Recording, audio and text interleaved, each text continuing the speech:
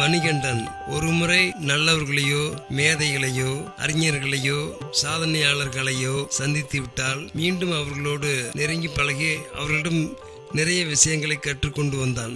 இது அவன் வாழ்க்கையில் ஒரு தொடர்கதையாகவே இருந்தது. அது மாதிரிதான் சென்ற முறை அறிவியல் ஆசிரியர் கொடுத்த செய்முறையின்படி மருத்துவரை சந்தித்த பின் மருத்துவரிடம் நிறைய கேள்விகள் கேட்க வேண்டும் என்று நினைத்து மீண்டும் மருத்துவரை சந்திப்பதற்காக மருத்துவருடைய வீட்டுக்கு சென்றான். மருத்துவர் முன்கூட்டியே நிபந்தனை விதித்தார்.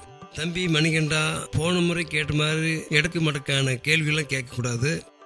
சரியான கேள்வியா கேளு. சமுதாயத்துக்கு நல்லது பயக்கிற மாதிரி கேள்வியா கேட்கணும்.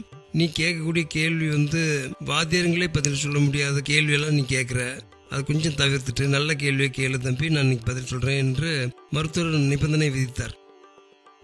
அப்படியெல்லாம் நீங்க நினைக்க கூடாது மருத்துவரை. என்னுடைய மனதில் தோன்றத என்ன